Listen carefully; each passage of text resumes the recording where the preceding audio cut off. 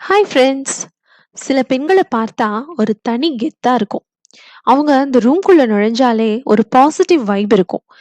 எல்லாரும் அவங்கள மதிக்கணும்னு அவசியம் இல்ல. ஆனா யாராலையும் அவங்கள அலட்சியப்படுத்த முடியாது. இவங்கள தான் நாம ஹை வேல்யூ விமென் அப்படின்னு சொல்லுவோம். அப்படிப்பட்ட பெண்கள் செய்யக்கூடிய மற்றவர்களிடமிருந்து அவங்கள வேறுபடுத்தி காட்டுற 15 முக்கியமான விஷயங்களை பத்தி தான் இன்னைக்கு நாம வீடியோல பார்க்க போறோம். இது இன்ஸ்பயர் ஆனோம். வாங்க வீடியோக்குள்ள போலாம். ஃபர்ஸ்ட் அவங்க எல்லைகளை வகுத்துப்பாங்க. Setting boundaries. அவங்க மற்றவர்கள் தங்களை எப்படி நடத்த வேண்டும் அப்படிங்கறதுல தெளிவா இருப்பாங்க. மீனா ஒரு ஐடி கம்பெனில வேலை செய்றாங்க. சாட்டர்டே நைட் 9 o'clock அவங்க மேனேஜர் ஃபோன் பண்ணி நாளைக்கு ஒரு இம்பார்ட்டன்ட் ஒர்க் இருக்கு முடிச்சு கொடுங்க அப்படின்னு கேக்குறாரு. அந்த இடத்துல சாதாரண பெண்ணா இருந்தா சரிங்க சார் அப்படின்னு பயந்துட்டு அடுத்த ஞாயிற்றுக்கிழமைய அவங்க ஹாலிடே எல்லாத்தையும் தொலைச்சிருப்பாங்க. ஆனா ஹை வேல்யூ விமென் என்ன பண்றாங்கன்னா, சார் சண்டே என்னோட ஃபேமிலிக்கான நேரம். நான் ரொம்ப எமர்ஜென்சி இல்லைன்னா, நான் மண்டே மார்னிங் வேலையா இத நான் முடிச்சு தரேன் அப்படின்னு ரொம்ப காமா பேசுவாங்க. இதுதான் மற்றவங்கள தன்னை மதிக்க வைக்கிற விதம். செகண்ட் பாயிண்ட் என்னன்னா, சுய கட்டுப்பாடு. Emotional intelligent. சின்ன விஷயத்துக்கெல்லாம் உணர்ச்சி வசப்பட மாட்டாங்க. ஒரு பிரச்சனை வந்தா கத்தி அழறத விட அதற்கான தீர்வை பற்றி யோசிப்பாங்க. கவிதா தன்னோட கார்ல ஒரு முக்கியமான மீட்டிங்க்கு போயிட்டு இருக்காங்க. அப்ப பின்னால இருந்து வந்த ஒரு டூ வீலர் அவங்க கார்ல மோதிடுது. அந்த நபர் கவிதாவை பயங்கரமா திட்டுறாரு. அந்த இடத்துல சாதாரண பெண்ணா இருந்தா இறங்கி பதிலுக்கு கத்தி அழுது அந்த இடத்தையே ரகளையாக்கி தன்னோட டைமையும் வேஸ்ட் பண்ணிருப்பாங்க. ஆனா ஹை வேல்யூ விமனா இருக்கறனால இறங்கி காரோட டேமேஜ பாக்குறாங்க. அந்த நபர் ரொம்ப கத்துனாலும் இவங்க அமைதியா, சார் கத்துறதுனால தீர்வு கிடைக்காது. இன்சூரன்ஸ் பேப்பர்ஸ் இருக்கு. முறைப்படி பேசலாம் அப்படின்னு சொல்லிட்டு தன்னோட மீட்டிங்க்கு லேட் ஆகாம காரை ஓட்டிட்டு போவாங்க. மூணாவது பாயிண்ட் தனிமையை ரசித்தல். தங்களுக்கு தாங்களே ஒரு நல்ல சிறந்த துணையா இருப்பாங்க. ஒரு பார்ட்டிக்கு போகல அப்படின்னா கூட தனியா ஒரு புக் ரீட் பண்றதோ இல்ல காஃபி குடிக்கிறதையோ கூட ரசிச்சு பண்ணுவாங்க.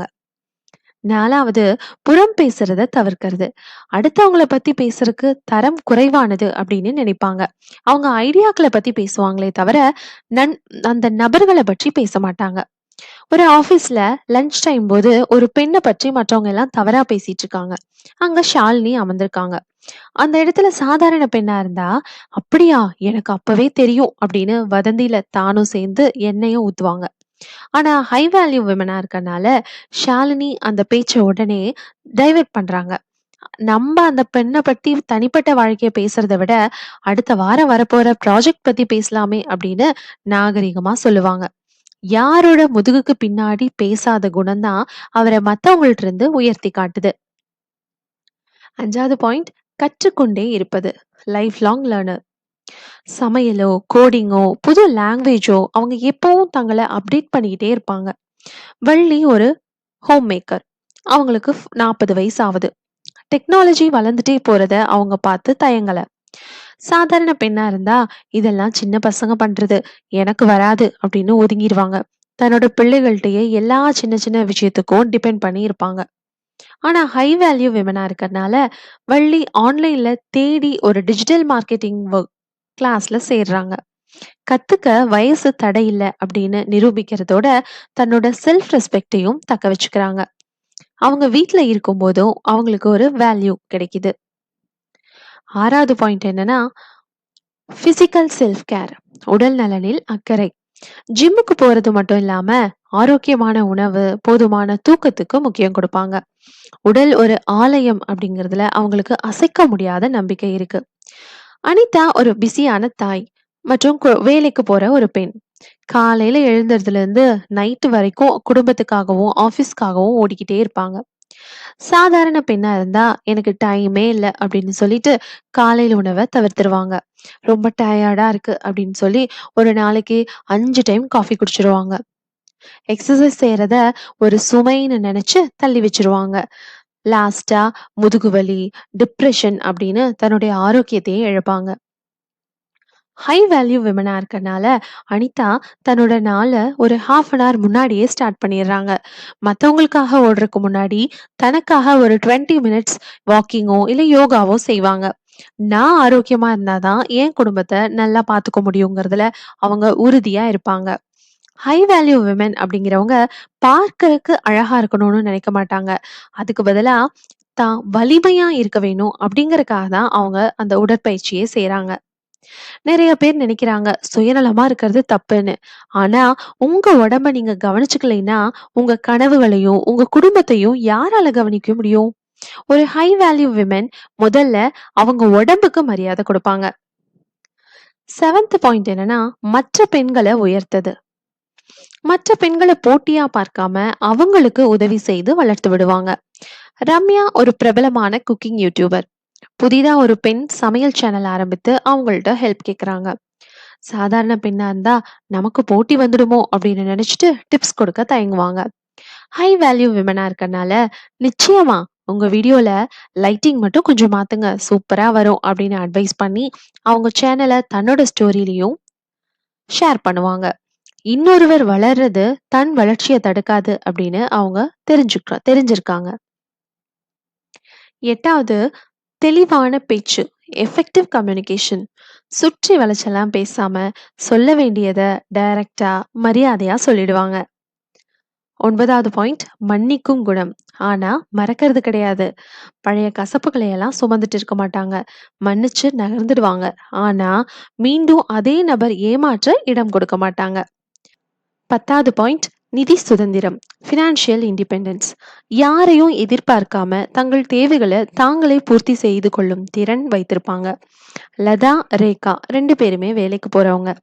அவங்களுக்கு போனஸ் பணம் கைக்கு வருது. சாதாரண பெண்ணான ரேகா அந்த பணத்தை அப்படியே எடுத்துட்டு போய் ஒரு பெரிய டைமண்ட் ரிங் வாங்கி அதை அப்படியே ஷோ அப் செய்றாங்க. அடுத்த மாதம் செலவுக்கே திணறாங்க.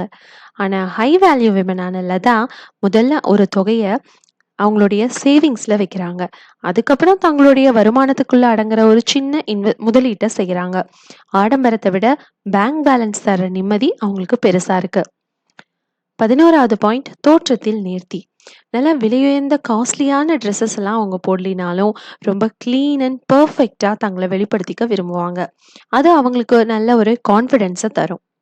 12வது பாயிண்ட், தேவை மற்றும் ஆசை 2க்கும் உள்ள வித்தியாசம் அவங்களுக்கு தெரிஞ்சிருக்கும். அதாவது அவங்களுக்கு மற்றவங்க எல்லாம் லைக் பண்ணணும், பாராட்டணும்னு தேவையெல்லாம் இல்லை. அவங்க செய்யற காரியம் அவங்களுக்கு திருப்தி தந்தா மட்டும் போதும்னு நினைப்பாங்க.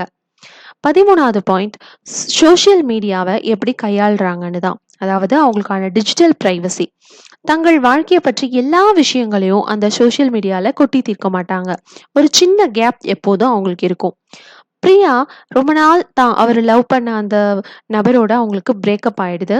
அவங்க ஒரு சாதாரண பெண்ணா இருந்தா சோகமான பாடல்லாம் அப்படியே வாட்ஸ்அப் ஸ்டேட்டஸ்ல வைக்கிறது, ஆண்கள் எல்லாம் இப்படிதான் அப்படின்னு இன்ஸ்டால போஸ்ட் பண்றது, இப்படின்னு எல்லாம் தன்னுடைய காயத்தை இந்த உலகுக்கு வெளிப்படுத்துவாங்க. ஆனா ஹை வேல்யூ விமனா இருக்கிறதுனால சமூக வலைதளங்கள்ல எதையுமே அவங்க காட்டிக்கொள்ள மாட்டாங்க.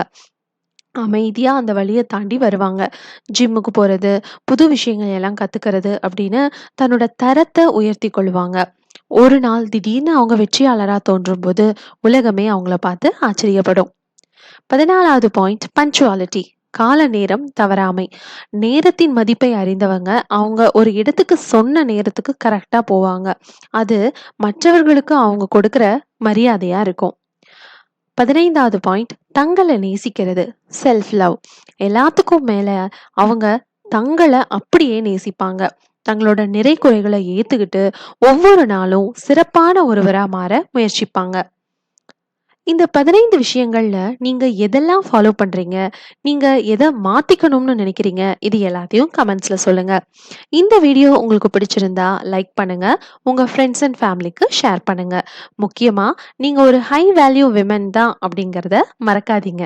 அடுத்த வீடியோல சந்திப்போம்.